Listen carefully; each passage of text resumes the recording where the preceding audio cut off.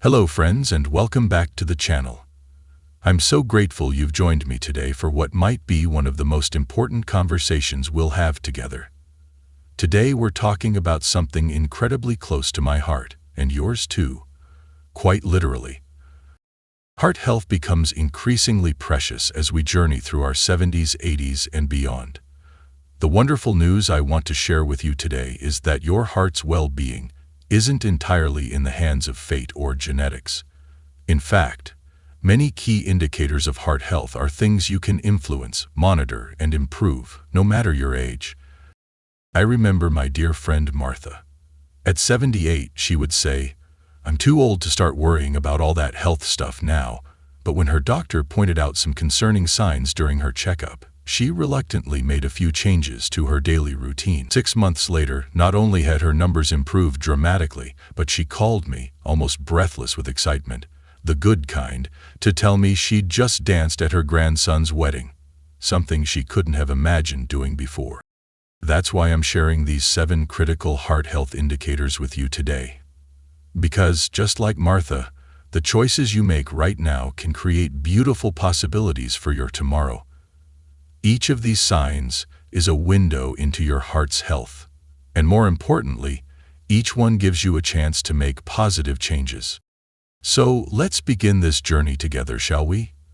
Grab a notebook if you'd like to jot down some notes, get comfortable, and let's talk about the 7 most important indicators of heart health that everyone over 70 should be monitoring.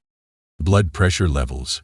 The first, and perhaps most crucial indicator of your heart health is your blood pressure. Think of your blood pressure reading as your heart's workload meter. When it's too high, your heart is working overtime, and that extra strain can lead to serious problems down the road. A healthy blood pressure generally falls below 120/80, though your doctor may set different targets based on your personal health history. If your numbers are consistently above 130/80, it's time for a conversation with your healthcare provider. Let me tell you about 2 friends of mine, both vibrant individuals in their mid-70s. Harold rarely checked his blood pressure, saying, "What I don't know won't hurt me." Meanwhile, Louise bought a home monitor and checked her pressure twice weekly. When she noticed a slight but consistent rise over several weeks, she contacted her doctor immediately. A simple medication adjustment prevented what could have become a serious health crisis. Harold, unfortunately, had no warning before his minor stroke, a wake-up call that could have been avoided with regular monitoring. What can you do? First, invest in a reliable home blood pressure monitor. They're more affordable than ever these days. Take readings at the same time each day, perhaps in the morning before breakfast and medications. Keep a simple log, either on paper or using one of those wonderful smartphone apps that make tracking so easy. And remember, if you notice your numbers climbing or falling drastically, don't wait for your next scheduled appointment, call your healthcare provider. Regular monitoring empowers you with knowledge, and knowledge, my friends, is the first step toward maintaining that precious heart of yours. Cholesterol problem. Our second indicator goes beyond just the number your doctor might mention during your annual physical. Your cholesterol profile is actually a collection of different measurements that, taken together, paint a detailed picture of your heart health. These numbers include your total cholesterol, your HDL, that's the good cholesterol, your LDL, the bad cholesterol, and your triglycerides. Each plays a different role in your heart health story. Consider my neighbors, Richard and Thomas. Both men turned 75 last year, and both had similar total cholesterol readings around 200. But their stories couldn't be more different. Richard's HDL was quite low at 35, while his LDL was elevated at 145. Thomas, on the other hand, had an HDL of 60 and LDL of 120. Though their total numbers were similar, Thomas's profile was far healthier because of the balance between his good and bad cholesterol. What made the difference? Thomas incorporated heart-healthy foods into his diet. Things like oatmeal for breakfast, a handful of walnuts as a snack, and fatty fish like salmon twice a week. He also took a moderate walk each evening after dinner. Richard, believing all cholesterol was simply genetic, hadn't made these adjustments. The good news is that Richard has since made changes similar to Thomas, And at his last checkup, his doctor was amazed at the improvement. It just goes to show it's never too late to make beneficial changes. For those watching who want to improve their cholesterol profile, consider incorporating more soluble fiber into your diet. Fruits, vegetables, legumes, and whole grains are excellent sources. Limit saturated fats from red meat and full-fat dairy, and instead choose lean proteins and heart-healthy fats like those found in olive oil, avocados, and nuts. And remember, even modest physical activity can help raise your HDL levels. Most importantly, know your numbers. Request a complete lipid profile during your next checkup, and discuss the results thoroughly with your healthcare provider. Resting heart rate and recovery time. Our third indicator might surprise you, as it's something you can check right now without any special equipment. Your resting heart rate, and how quickly your heart recovers after exertion. Your resting heart rate is exactly what it sounds like, how many times your heart beats per minute when you're completely at rest. For most adults, a healthy resting heart rate falls between 60 and 100 beats per minute, though many physically active people might have rates lower than 60, which is absolutely fine. What's perhaps even more telling is how quickly your heart rate returns to normal after physical activity. This recovery time can be a powerful indicator of your heart's efficiency and overall cardiovascular health. Let me share the story of two sisters I know, both in their early 80s. Margaret and Elizabeth have always been close and often walked together in the local park. After climbing the small hill in the center of the park, Margaret would need to sit on a bench for nearly 10 minutes before she felt ready to continue, her heart racing for quite some time. Elizabeth, however, would find her heart rate returning to normal within just a couple of minutes. The difference? Elizabeth had been practicing Tai Chi 3 times a week for the past decade. This gentle yet effective exercise form had strengthened her heart muscle, making it more efficient. When Margaret began joining her sister for Tai Chi sessions, she noticed improvements within just 2 months. Now, both sisters can enjoy their park walks with only brief pauses to admire the scenery, not to recover. Here's how you can monitor this indicator. First, find your resting heart rate by placing 2 fingers gently on your wrist or neck and counting your pulse for 60 seconds. Do this in the morning before getting out of bed for the most accurate reading. Then, to check your recovery time, take your pulse immediately after moderate activity like climbing stairs or a brisk walk, and then again after resting for 2 minutes. The greater the decrease in your heart rate during those 2 minutes, the healthier your heart likely is. If you notice your resting heart rate increasing over time or your recovery taking longer, consider mentioning this to your healthcare provider. And remember, gentle, regular exercise, even starting with just 5 minutes daily and gradually increasing, can make remarkable improvements in both measures. Breathing ease and stamina. Our fourth indicator is something you might not immediately associate with heart health, but it's tremendously revealing: your breathing ease and overall stamina throughout daily activities. When your heart isn't pumping efficiently, one of the first signs might be shortness of breath during activities that previously didn't wind you at all. This happens because your heart isn't effectively delivering oxygen-rich blood throughout your body, making your lungs work harder to compensate. I want to tell you about my friend George, who, at 83, was frustrated that he needed to stop and catch his breath halfway through grocery shopping, something that had never bothered him before. "It's just age," he told himself. But when he mentioned it during a routine checkup, his doctor ordered some tests that revealed early signs of heart failure. With proper medication and a graduated exercise program, George was back to completing his shopping and even carrying his own groceries within months. Compare this to his walking buddy, Frank, who ignored similar symptoms for over a year, attributing them to just getting older. By the time Frank sought help, his condition had progressed significantly, requiring more intensive treatment and a much longer recovery period. How can you monitor this important indicator? Pay attention to changes in your stamina. Can you climb the same number of stairs as you could 6 months ago without stopping? Do you need to rest more frequently during household chores? Does talking while walking leave you breathless when it didn't before? A simple test is what doctors call the talk test. While walking at a moderate pace, try to carry on a conversation. If you can speak in complete sentences without gasping for air, your stamina is reasonably good. If not, it might be time for a heart health check. For those looking to improve in this area, start with very short walks, even just to the end of your driveway and back, and gradually increase the distance as your stamina builds. Swimming and water aerobics are also excellent options, as they're gentle on the joints while still strengthening your heart and lungs. Remember, some decline in stamina is normal as we age, but sudden or dramatic changes warrant attention. Trust your instincts. You know your body better than anyone else. Swelling in extremities. Our fifth indicator is one you can literally see. Swelling in your ankles, feet, or hands, particularly if it's worse in the evening or after sitting for a long period. This type of swelling, called edema, can happen when your heart isn't pumping efficiently, causing fluid to build up in your body's tissues.